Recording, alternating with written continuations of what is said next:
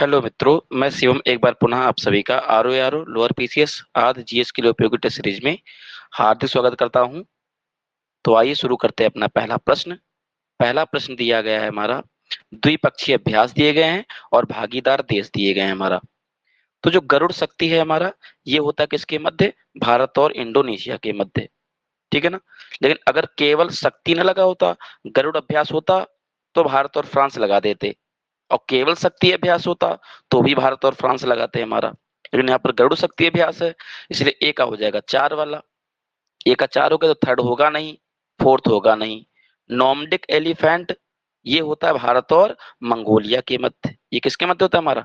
भारत और मंगोलिया के मध्य होता है। मित्र शक्ति, तो आपका बी का हो जाएगा आपका 3। बी का 3 यानी कि ऑप्शन नंबर सेकंड सही हो जाएगा। और आपका दिया गया मित्र शक्ति, ये भारत और श्रीलंका के मध्य होता है। और धर्म गार्जियन, भारत और जापान के मध्य होने वाला सैन्य अभ्यास है हमारा। तो इस प्रकार से इस प्रश्न का करेक्ट उत्तर हो जाएगा क्या? Option number 2। नेक्स्ट क्वेश्चन देखिएगा। धोबिया नृत्य पूर्वांचल में प्रचलित है, तो क्या धोबिया नृत्य उत्तर प्रदेश के पूर्वांचल में किया जाता है? तो बिल्कुल बात ठीक है। सुभद्रा कुमारी चौहान का जन्म स्थान निहालपुर प्रयागराज है, बिल्कुल ठीक बात है। खूब लड़ी मर्दानी, वह तो झांसी वाली रानी थी, यानी कि रानी झांसी की रानी, झांसी की रानी रचना सुभद्रा कुमारी चौहान की है।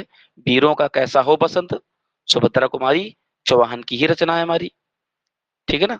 तो 1904 में इनका जन्म निहालपुर प्रयागराज में हुआ था हमारा, ठीक है ना। हम्म। कोपली रंगनादी जल विद्युत संयंत्र असम में है। तो ध्यान देना, जो कोपली जल विद्युत संयंत्र है ये तो असम में है आपका, लेकिन जो रंगनादी जल विद्युत संयंत्र है आपका, ये अरुणाचल प्रदेश में पड़ता है। कोपली जल विद्युत संयंत्र तो है असम में, लेकिन रंगनाथी नाम का जल विद्युत संयंत्र वो आपका कहाँ पड़ता है? फिर आपका वो पड़ता है अरुणाचल प्रदेश में। बाकी धालीपुर इचारी जल विद्युत परियोजना उत्तराखंड में है। तो डी वाला ठीक लग रहा है हमारा, ठीक है। Next question. नेक्स्ट क्वेश्चन है, कौन सा सही सुमेलित नहीं है? पहले में दिया गया राज्य सूची के विषय, बाजार, मेला, भूमि, स्वास्थ्य, पुलिस, तीर्थाटन, कृषि और मत्स्य पालन, क्या ये सभी राज्य सूची के विषय हैं? तो यह बात बिल्कुल ठीक है। चाहे आपका बाजार कह दे, चाहे आपका मेला कह दे, चाहे भूमि कह दे, और चाहे भवन कह दे, और चाहे भूमि राजस्व कह दे, चाहे स्वास्थ्य कह दे, चाहे पुलिस कह दे, चाहे तीर्थाटन कह दे, चाहे आपका कृषि कह दे, चाहे मछली पालन कह दे, है ना, चाहे आपका, है ना। तो ये सब किसके सूची के विषय? हमारे राज्य सूची के विषय माने जाते हैं। मनोरंजन कर कह दे, चुंगी कर कह दे, तो मनोरंजन कर हो गया, चुंगी कर हो गया, ये सब राज्य सूची के विषय माने जाते हैं। फिर दिया गया है राष्ट्रीय शहरी स्वास्थ्य मिशन, ये 2013 में आया था। तो ये बात बिल्कुल ठीक है। राष्ट्रीय शहरी स्वास्थ्य मिशन कब आया था हमारा? तो फिर आपका ये आया था 2013 में हमारा। नेक्स्ट दिया गया हमारा राष्ट्रीय एड्स नियंत्रण कार्यक्रम, ये 1982 में नहीं आया था, ये 1992 में आया था। बाकी आपको पता, एड्स निवारण दिवस 1 दिसंबर को मनाते हैं, और जबकि विश्व एड्स टीकाकरण दिवस, विश्व एड्स टीकाकरण दिवस ये कब मनाया जाता है? तो आपका ये मनाया जाता है 18 मई को, 18 मई को मनाया जाता है हमारा, ठीक है। तो राष्ट्रीय शहरी स्वास्थ्य मिशन याद रखिएगा, इंपॉर्टेंट है। हाँ, अगर एक पूछता कि बताइए राष्ट्रीय स्वास्थ्य बीमा योजना कब शुरू की गई थी, तो 2008 बताते।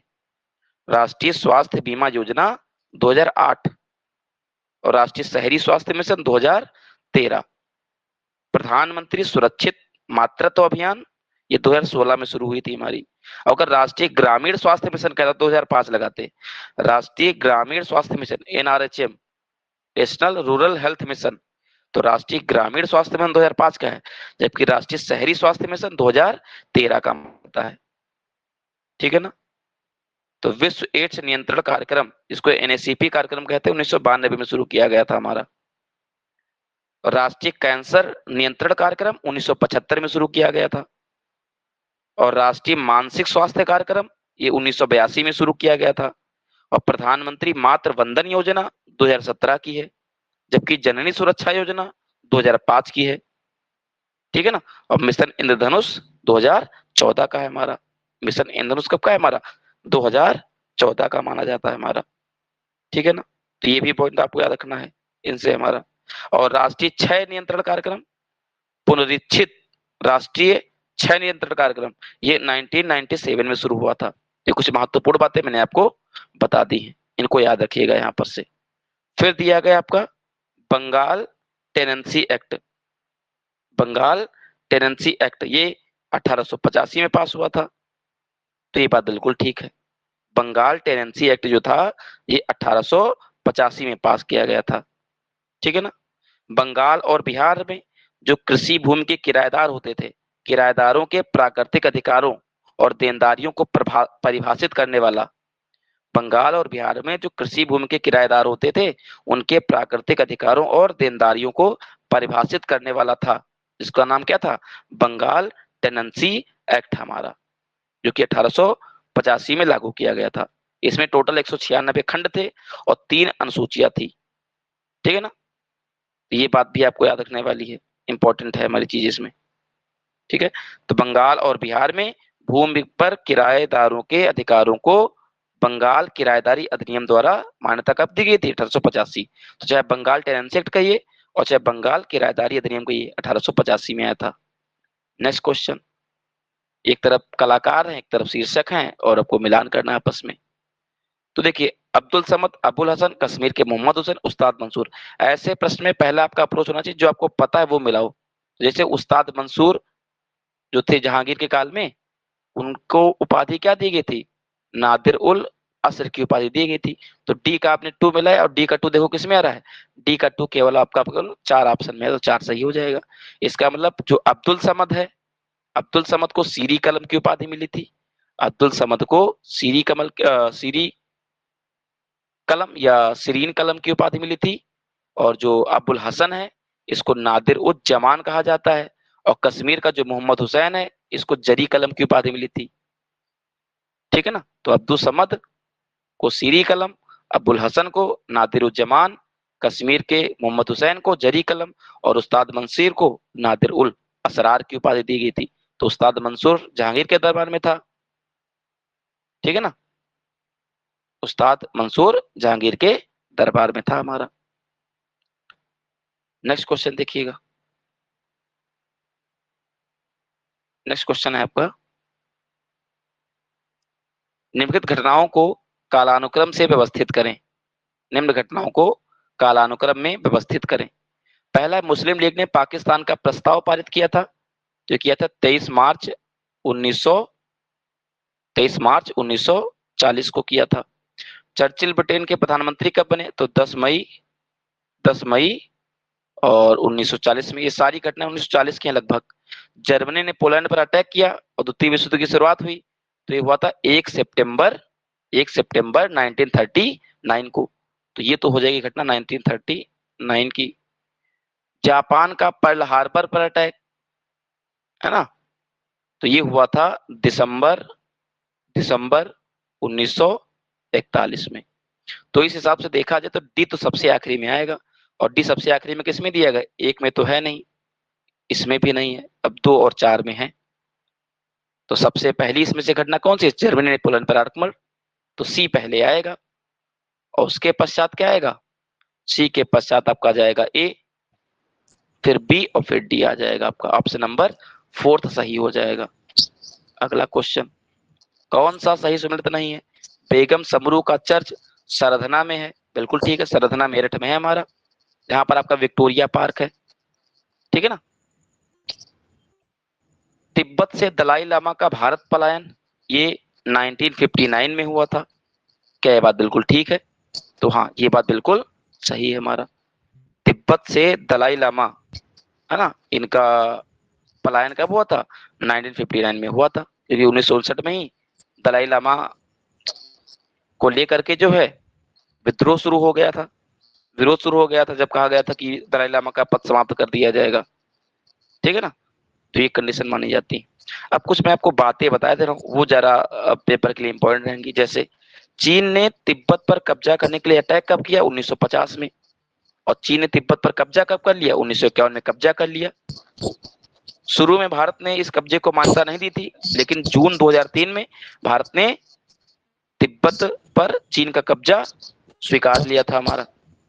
और 1951 में दलाई लामा ने चीन के साथ एक समझौता किया था। 23 मई 1951 को दलाई लामा ने चीन के साथ एक समझौता किया था, जो 17 सूत्री समझौता भी कहा जाता है। इस समझौते के अनुसार तिब्बत ने, है ना, तिब्बत ने चीन को अधिकार दिया कि भैया वो तिब्बत के आंतरिक मामलों में हस्तक्षेप कर सकता है। फिर दलाई लामा 1959 में पलायन कर गए भारत के, और भारत के हिमाचल प्रदेश में, है ना, ये शरण लिए हुए हैं। भारत के हिमाचल प्रदेश में शरण लिए हुए हैं। में मान्यता दी थी कि हाँ भैया तिब्बत पर चीन का ही अधिकार है हमारा, ठीक ना। तो दलाई लामा जो है उन्होंने भारत में हिमाचल प्रदेश के धर्मशाला में शरण ली हुई है हमारी। तो इतनी बात याद रखना, ठीक है। बौद्ध धर्म के गुरु हैं दलाई लामा। अनुच्छेद 351 में भारत सरकार का कानूनी नाम द यूनियन ऑफ इंडिया दिया है, गलत। नाम तो सही है लेकिन अनुच्छेद गलत है। अनुच्छेद होगा क्या 300, अनुच्छेद 300 में लिखा है भारत का कानूनी नाम the union of India. Vijay Sen की रचना दान सागर और अद्भुत सागर है, तो गलत हो गया। हालांकि ये भी गलत है, यहां पर होना चाहिए था बल्लाल सेन। दान सागर रचना और अद्भुत सागर रचना, दान सागर रचना और अद्भुत सागर रचना, ये दोनों की दोनों रचनाएं किसकी मानी जाती हैं? ये दोनों के दोनों रचनाएं मानी जाती हैं किसकी? बल्लाल सेन की। हमारी बल्लाल सेन की रचनाएं मानी जाती हैं दोनों की दोनों हमारी। अब एक बात मैं आपको बता दूं, जो दान सागर है ये स्मृतियों पर आधारित है, जबकि जो अद्भुत सागर है ये खगोल विज्ञान पर आधारित है। हालांकि अद्भुत सागर को पूरा किसने करवाया था? तो उनके बेटे लक्ष्मण सेन ने इसको पूरा करवाया था, ठीक है ना। बल्लाल सेन को बंगाल के ब्राह्मणों और कायस्थों में कुलीन प्रथा का प्रवर्तक माना जाता है। अब एक प्रश्न बहुत पूछता है पेपर में, वो प्रश्न क्या पूछता है? वो प्रश्न पूछता है कि सेन वंश जो कि बंगाल और बिहार के क्षेत्र में चल रहा था, उसके राजाओं का क्रम बताइए, ठीक है ना। तो सबसे पहले आते हैं कौन? सामंत सेन, सेन वंश के संस्थापक सामंत सेन। हेमंत सेन फिर आते हैं, फिर विजय सेन आते हैं, फिर सुख सेन आते हैं, फिर बल्लाल सेन आते हैं, और फिर लक्ष्मण सेन आते हैं। अंतिम राजा कौन थे? लक्ष्मण सेन थे हमारे। कुछ स्रोतों में सेन वंश के संस्थापक वीर सेन को माना जाता है ना। हालांकि सामंत सेन को भी माना जाता है। वास्तविक संस्थापक किसको माना जाता है? वास्तविक संस्थापक विजय सेन को माना जाता है हमारा, ठीक है ना। तो दान सागर अद्भुत सागर ये रचना याद रखना। बाकी एक अभिलेख है देवपाड़ा अभिलेख, ये देवपाड़ा अभिलेख किसका है? ये देवपाड़ा अभिलेख आपका है विजय सेन का हमारा। देवपाड़ा अभिलेख विजय सेन का है हमारा, जो कि बंगाल में पड़ता है, ठीक है। लक्ष्मण सेन के समय में 1204 में बख्तियार खिलजी का अटैक हुआ और बंगाल पर कब्जा हो गया था हमारा। ये भी एक इंपॉर्टेंट बात है, इससे याद रखने वाली। तो फिलहाल तो इनका क्रम याद रखेंगे, सामंत सेन, हेमंत सेन, विजय सेन, सुख सेन, बल्लाल सेन और लक्ष्मण सेन।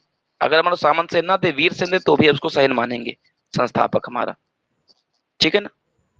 तो एक इंपॉर्टेंट बात हमारी ये है एग्जाम के दृष्टिकोण से हमारा, ठीक है। अच्छा, गोड़ेश्वर और निशंकर की उपाधि किसकी है? तो गोड़ेश्वर और निशंकर की उपाधि ये बल्लाल सेन की है हमारा। और ये दोनों उपाधि से पता चलता है कि संभवतः बल्लाल सेन शैव मतावलंबी होगा, शैव मतावलंबी होगा हमारा। कौन? बल्लाल सेन हमारा, ठीक है। तो ये थे हमारे आज के प्रश्न। Thank you for watching.